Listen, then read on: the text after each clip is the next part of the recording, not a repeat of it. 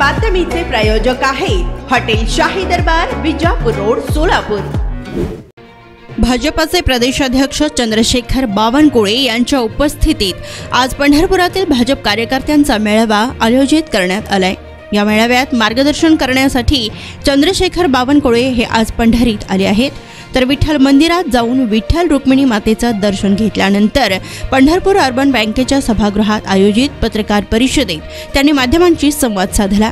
यावेळी बोलताना त्यांनी माढा आणि सोलापूर लोकसभा मतदारसंघात भाजपचेच उमेदवार मोठ्या फरकाने विजयी होणार असल्याचं सांगत केंद्र आणि राज्य सरकारच्या अनेक योजनांमुळे सामान्य जनतेत पुन्हा भाजपाचे सरकार हवे अशी भावना असल्याचं सांगितलं। 41 जवळपास लोकसभा आपण कव्हर केलेले आहेत, काय वाटतं लोकांशी बोलताय आपण, संवाद साधताय? ही 42वी लोकसभा आहे। 5 जानेवारी पर्यंत संपूर्ण 48 लोकसभा पूर्ण होतील। 47,412 आणि काल 813 इतक्या लोकांना मी जनसंवाद केला आहे। यामधले 16 लोक सोडले, कारण मी तुम्हाला जो माझ्याकडे संपूर्ण व्हिडिओ रेकॉर्डिंग्स आहे, मी सर्व जनतेला, नागरिकाला, शेतकरी शेतमजुराला सर्वांना भेटलो आहे। 47,412 आणि कालचे 813 जर पकडले, 16 लोक सोडून बाकी सर्वांनी मोदीजी प्रधानमंत्री होतील असाच कौल दिला आहे। संपर्क ते समर्थन अभियान आम्ही करतो आहे।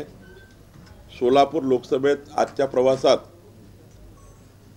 मोदीजींच्या 9.5 वर्षाच्या संपूर्ण विकास कामाच्या योजना, देश कल्याणाच्या, मध्यमवर्गीय कल्याणाच्या, गरीब कल्याणाच्या संपूर्ण कामं घरोघरी जाण्याचा आमचा आज प्रयत्न आहे। आणि ज्यांना योजना मिळाल्या त्या योग्य पद्धतीने चालू आहेत की नाही, ज्यांना मिळाल्याच नाही त्यांचं काय?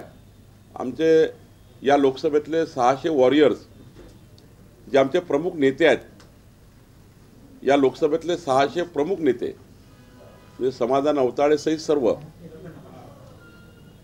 हे 600 घरी प्रत्येक व्यक्ती जाणार आहे। मी स्वतः समाधानलाही 600 घरी जायचं आहे। हा आमचा जनसंवाद आहे आणि यातनं आम्हाला या गोष्टीचा अभिमान आहे की ज्यांच्याही घरी आम्ही जातो, मोदीजींच्या 9.5 वर्षाच्या योजनाचं पुस्तक घेऊन तो शांतपणे बसून आम्हाला जो रिस्पॉन्स देतो आहे, मला असं वाटतं महाराष्ट्रात 45 प्लस जागा, प्लस म्हटलं आहे,